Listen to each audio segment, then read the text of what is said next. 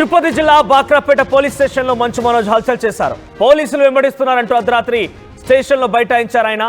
తిరుపతి బాక్రాపేటలోని ఒక ప్రైవేట్ రిసార్ట్లో రాత్రి బస చేశారు మంచు మనోజ్. అయితే మంచు మనోజ్ ఉన్న రిసార్ట్ ఏరియాలో పోలీసులు గస్తీ కాసినట్టు ఆయన గమనించారు.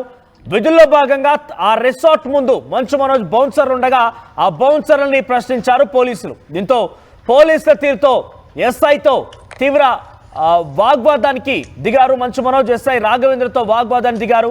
తనను ఎందుకు వేధిస్తున్నారంటూ ఎస్ఐని ప్రశ్నించారు మనోజ్. తన ప్రైవసీకి భంగం కలిగిస్తున్నారంటూ మంచు మనోజ్ ఆరోపించారు. తిరుపతి జిల్లా బాక్రాపేటలోని ఒక ప్రైవేట్ రిసార్ట్లో నిన్న మంచు మనోజ్ ఉన్నారు. అయితే ఆయన రిసార్ట్ బయట బౌన్సర్ ఉన్నారు. తన రక్షణ నిమిత్తం విధులు ఉన్నటువంటి ఆ బౌన్సర్ ఉన్నారు. అయితే బౌన్సర్ అని ఎవరు మీరు ఎక్కడికి వచ్చారు, ఎందుకు వచ్చారంటూ అక్కడికి వచ్చినటువంటి పోలీసులు కొంతమంది ఆ బౌన్సర్లను ప్రశ్నించినట్టు తెలుస్తోంది. దీంతో ఆగ్రహం గురైనటువంటి మంచు మనోజ్ వెంటనే పోలీస్ స్టేషన్కి వెళ్లారు. పోలీస్ స్టేషన్లో బైఠాయించి హల్చల్ చేశారు. ఒకసారి పోలీసులతో వాగ్వాదినటువంటి ఆ సినారియో, మంచు మనోజ్ పోలీసులతో వాగ్వాదినటువంటి ఆ మాటలు విందాం. మీరు కూడా అదేనా ఫ్యానా? బాగుంది సార్, మాట్లాడుకున్నారు బాగా.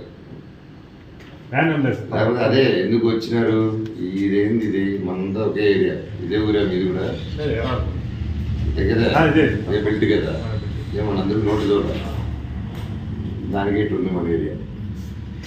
నోటు దూరాలే ఉన్నాం అందరూ. ఇలాగ ముందుకెళ్ళాలన్నా కష్టం మనకి.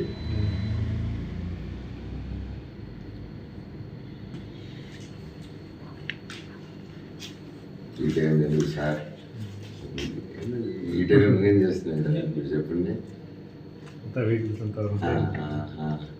ఇంకా వెహికల్ ఆగిపోయింది. అయ్యో వెహికల్ ఆగిపోయిందా? అవును సార్, ఆటో